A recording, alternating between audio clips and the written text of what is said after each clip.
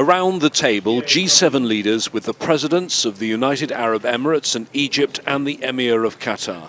This annual meeting addresses the big issues in the world, but for more than 3 months, one thing has dominated both global politics and economics. ከ15 ዓመት በፊት በርስ ጦርነት እየታመሰች ያለችውን ሊቢያን አጀንዳቸው አድርገው ለመወያየት ወደ ፈረንሳይ ያቀኑት የኔቶ ጦርንም ተጠቅመው በጋዳፊ ላይ ስለሚወስዱት ወታደራዊ እርምጃ በፓሪስ የመከሩት የግሩፕ 7 አባል ሀገራት በትናንትናው ዕለት በድጋሚ በፈረንሳይ ተገናኝተው በኢራንና ዩክሬን ጉዳይ መክረዋል። ከ15 ዓመት በፊት በፈረንሳይ አስቸኳይ ስብሰባ የተቀመጡት መሪዎች ሊቢያን ማብቂያ ወደ ሌለው የእርስ በርስ ጦርነት የምታመራበትን ውሳኔ ወስነው የቀድሞ የሶሪያ መሪ በሽር አልአሳድ በዜጎች ላይ ጥቃት እየፈጸመ ነው በማለት የማስጠንቀቂያ መግለጫ አውጥተው ሀገሪቱ ወደ ከፋ የእርስ በርስ ጦርነት እንድታመራ ምክንያት ሆነዋል።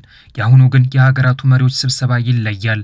የኒውክሌር ጦር መሳሪያ መታጠቅ በመካከለኛው ምስራቅ ሀገራት ላይ የበላይነት ማሳየት የፈለገችው ኢራን ከአሜሪካና እስራኤል ጋር የምታደርገው ጦርነት እስከ ወዲያኛው ለማስቆም የዘጋቸውን የሆርሙዝ ሰርጥ ለማስከፈት መሪዎቹ ተሰባስበዋል። መሪዎቹ ከዚህ በፊት ከሩሲያ ጋር ጦርነት እያደረገች ያለችው ዩክሬን ሰላም የምታገኝበትና ደህንነቷን በምትጠብቅበት ጉዳይ ላይ መክረዋል። ከወራቶች በፊት ከዶናልድ ትራምፕ ጋር የቃላት ጦርነት ውስጥ ገብተው የነበሩት የአውሮፓ ሀገራት መሪዎች ከፕሬዚዳንቱ ጋር በፈረንሳይዋ ኢቪያን ቤንስ ከተማ ተገናኝተው በአንድ የውይይት ጠረጴዛ ላይ ተቀምጠው 75 ደቂቃ የፈጀ ውይይት አድርገው ከአዳራሹ ወጥተዋል። መሪዎቹ ከወራቶች በፊት በየሚዲያዎችና በየማህበራዊ ድረገጻቸው ከዶናልድ ትራምፕ ጋር ሲጋጩ የነበሩ ናቸው። በፈረንሳይ የተሰባሰቡት የአውሮፓ ሀገራት መሪዎች ዶናልድ ትራምፕ በኢራን ላይ ለሚፈጽሙት ጥቃት እርዳታ አንሰጥም በማለት ለፕሬዝዳንቱ ጀርባቸውን የሰጡ ናቸው። ከፕሬዝዳንት ዶናልድ ትራምፕ ጋር በኢራን ጦርነት ምክንያት ግጭት ውስጥ የገቡት የእንግሊዙ ጠቅላይ ሚኒስትር ኬር ስታርመር አሜሪካ የዲየጎ ጋርሻን የጦር ቤዟን በኢራን ጦርነት ላይ ለመጠቀም ያቀረበችውን ጥያቄ ውድቅ አድርገው በጦርነቱ ላይ ብሪታንያ እንደማትሳተፍ ማስታወቃቸውም አይዘነጋም። ጦርነቱ የኛ አይደለም፣ የተለየ አካሄድ እንድንወስድ ብዙ ጫና ደርሶብናል፣ ሀሳቤን አልቀይርም፣ እጄንም አልሰጥም በማለት ጠቅላይ ሚኒስትሩ ከፕሬዝዳንት ዶናልድ ትራምፕ ጋር የቃላት ጦርነት ሲያደርጉም ሰንብተዋል። እንደ ቀድሞ የእንግሊዝ ጠቅላይ ሚኒስትር ዊንስተን ቸርችል ደፋር አይደለም በማለት በእንግሊዙ ጠቅላይ ሚኒስትር ኬር ስታርመር ላይ ትችታቸውን የሰነዘሩት ትራምፕ ጠቅላይ ሚኒስትሩን በፈረንሳይ አግኝተዋቸዋል። ወደ መካከለኛው ምስራቅ ጦራቸውን እንደማይልኩ ከአሜሪካ ጦር ጋርም በመሆን ሆርሙዝን ማስከፈት እንደማይፈልጉ በጣሊያኑ ጠቅላይ ሚኒስትር ጆርጂያ ሜሎኒ የተናገራቸው ትራምፕ በሷ በጣም ደንግጬ ነበር፣ ድፍረት እንዳላት አስቤ ነበር፣ ግን ተሳስቻለሁ በማለት ጠቅላይ ሚኒስትሯን መወረፋቸውን በርካታ የውጭ መገናኛ ብዙሃኖች ሲዘግቡ ቆይተዋል። እንደ ጠቅላይ ሚኒስትር ጆርጂያ ሜሎኒ የጀርመኑን ቻንስለር ፍሬድሪክ ሜርዝን ያጣጣሉት ትራምፕ ኢራን የኒውክሌር ጦር መሳሪያ ማግኘቷ ችግር የለውም ብሎ ያስባል፣ ስለምን እያወራ እንደሆነ አያውቅም በማለት በፍሬድሪክ ሜርዝ ላይም ትችታቸውን በማህበራዊ ድረገጻቸው ላይ ሲለጥፉ ታይተዋል። በትራምፕ የተጠለጠሉት በኢማኑኤል ማክሮን ሀገረ ፈረንሳይ ፕሬዝዳንቱን በመሰብሰቢያው አዳራሽ በክብር የተቀበሉት የጀርመኑ ቻንስለር ፍሬድሪክ መርዝ ፕሬዝዳንቱ በኮፍያቸው ላይ ማድረግ የረሱትን ተግባር አስታውሰዋቸዋል። በጀርመን ብሔራዊ ቡድን ማሊያ ላይም የፕሬዝዳንቱን ስምና የሁለተኛ ዓመት የስልጣን ዘመናቸውን የሚያሳውቅ ስጦታ ሰጥተዋቸዋል።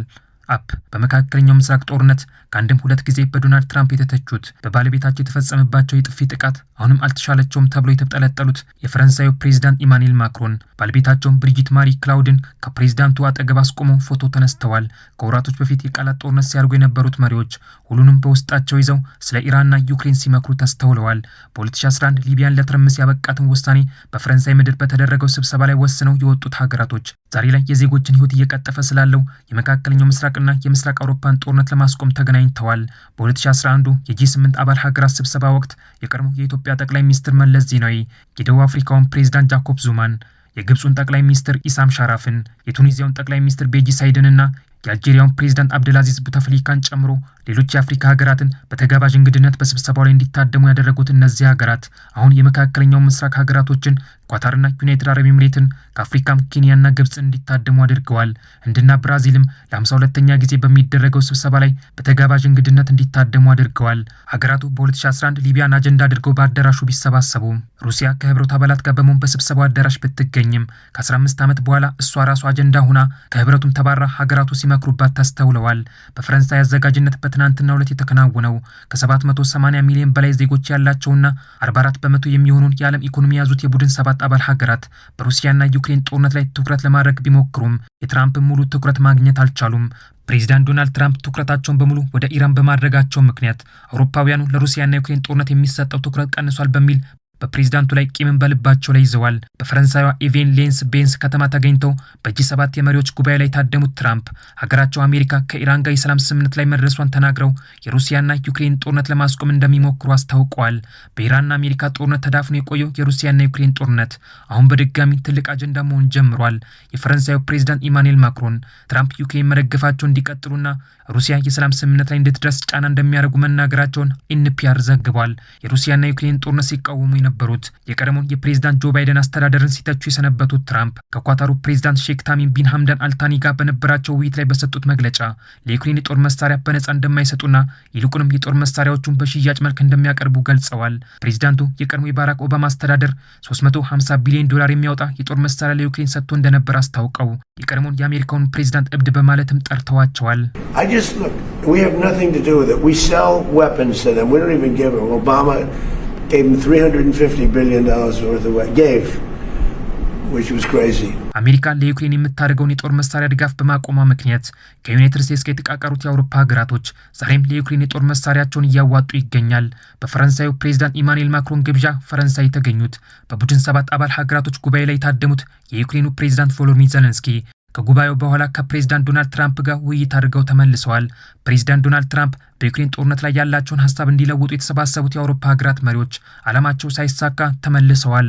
ዩክሬን ከሩሲያ ጥቃት ለመከላከል የጦር መሳሪያዎቻቸውና የጦር ጀቶቻቸውን በኪየቭ ምድር ያሰማሩት በዩክሬን ውስጥም ከወራቶች በፊት ወታደራቸውን በሞት ያጡት የእንግሊዙ ጠቅላይ ሚኒስትር ኬር ስታርመር ብሪታንያ በሚቀጥሉት 2 ዓመታት ለዩክሬን የኒውክሌር ኃይል ማመንጫ ጣቢያ የሚሆን የበለጸገ ዩራኒየም ለማቅረብ ዝግጁ መሆኗን አስታውቀዋል። ለዚህም 210 ሚሊዮን ፓውንድ መድበዋል። 15 የኒውክሌር ኃይል ማመንጫ ጣቢያዎች ያሏት 6ቱ በዛፖሪዥያ ግዛት ውስጥ በሩሲያ ጦር የተያዘባት ዩክሬን የቡድን 7 አባል ሀገራት የሚገባትን ፍትሐዊ ዘላቂ ሰላም ለማስጠበቅ የበለጠ ጥረት ማድረግ እንደሚገባው በጠቅላይ ሚኒስትር ኬር ስታርመር ተነግሮላታል። በዩክሬን ጦርነት ምክንያት ከሩሲያ ጋር ውጥረት ውስጥ የገባችው እንግሊዝ በሩሲያና ከሩሲያ ጋር ግንኙነት ባላቸው 500 መርከቦች ላይ ማዕቀቦችን ስትጥል ቆይታለች። የእንግሊዝን እርዳታ አሁንም ድረስ እያገኘች ያለችው ዩክሬን ከጀርመን የአየር መከላከያ ጦር መሳሪያ በስጦታ እንደሚበረከትላት በጀርመኑ ቻንስለር ፍሬድሪክ መርዝ ቃል ተገብቶላታል። ከጀርመኑ ቻንስለር ፍሬድሪክ መርዝ ጋር ከቡድን 7 አባል ሀገራት ጉባኤ ጎን ለጎን ውይይት ያደረጉት የዩክሬኑ ፕሬዝዳንት ቮሎዲሚር ዜሌንስኪ ከፍሬድሪክ መርዝ ጋር ጥሩ ስብሰባ አድርገናል፣ ለዩክሬን የመከላከያ ድጋፍና የአየር መከላከያዎችን የበለጠ መጠናከርን በተመለከተ ተወያይተናል ብለዋል። ፕሬዝዳንቱ ጀርመን ዩክሬን ከሩሲያ ጥቃት ለመጠበቅ ላበረከተችው አስተዋጽኦ ምስጋናቸውን ማቅረባቸውንም ዩክሬን ፎርም ዘግቧል። በመካከለኛው ምስራቅ ያለውን ቀውስ ለመፍታት የተሰባሰቡት የዩክሬንና ሩሲያን ጦርነት ለማስቆም በፈረንሳይ የተገናኙት መሪዎች እንደ 2011 ሊቢያን ለማድቀቅና ጋዳፊንም ለመግደል ጦር አላሰባሰቡም። ይልቁንም ዩክሬን ከሩሲያ ጥቃት ለመከላከል የጦር መሳሪያዎቻቸውና ገንዘቦቻቸውን ማዋጣት መርጠዋል። ከኢራን ጋር እያደረጉት ያለውን ጦርነት ለ60 ቀናት በተኩስ አቁም ስምምነት ያራዘሙት ትራምፕ ሌላ የቤት ስራ ከፊት ለፊታቸው ተደቅኗል። የሩሲያና ዩክሬን ጦርነት ለማስቆም የሚችሉትን ሁሉ እንደሚያደርጉ ያስታወቁት ትራምፕ በባለፈው ወር ብቻ በሁለቱም ወገን 35,000 ወታደሮች መሞታቸውን አስታውቀዋል። አብዛኞቹ ወጣቶች መሆናቸውንም ተናግረዋል። Last month they lost 35,000 soldiers between the two of them. Think of that. This is on a monthly basis. They averaged 25,000 people, mostly soldiers, young beautiful people. ዓለም በአሁኑ ሰዓት ትኩረቱን ያደረገበት የሩሲያና ዩክሬን ጦርነት ከ2005 በኋላ ብዙ ለውጦችን እያስመለከተ እንደሆነ ተገልጿል። የአውሮፓ ኮሚሽን ፕሬዝዳንት ኡርሱላ ቮን ደር ላይን በኤክስ ገጻቸው ላይ ባሰፈሩት ጽሑፍ ዩክሬን ግንባር ቀደም ሆና የተለያዩ ግዛቶችን እየያዘች ነው በማለት የገለጹ ሲሆን የሩሲያ ድካም በግልጽ እየታየ እንደሆነና የአውሮፓ ሀገራት ድጋፋቸውን በእጥፍ የሚያሳድጉበት ጊዜ አሁን መሆኑን አስታውቀዋል። የሀያላኑ ሀገራት መሪዎች በፈረንሳይ ያሰባሰበው የቡድን 7 አባል ሀገራት ጉባኤ በዩክሬንና ሩሲያ ጦርነት ላይ የጋራ አቋም ሳይዝ ተበትኗል። የመካከለኛው ምስራቅ ሰላም ለማስጠበቅ ግን አንድነትን አሳይቷል። መሪዎቹን በምድራቸው ያሰባሰቡት የፈረንሳዩ ፕሬዝዳንት ኢማኑኤል ማክሮን ፈረንሳይና ሌሎች የምዕራባውያን አጋሮቻቸው የሆርሙዝን ወሽመጥ በሰላም እንደገና ለመክፈትና ደህንነቱን ለመጠበቅ ዝግጁ መሆናቸውን አስታውቀዋል። ከፕሬዝዳንት ዶናልድ ትራምፕ ጋር የቃላት ጦርነት ውስጥ ገብተው የነበሩት እንግሊዝና ጣሊያንም የሆርሙዝ ወሽመጥን ደህንነት ለመጠበቅ ጦር እንደሚያዋጡም በስተመጨረሻ አሳውቀዋል።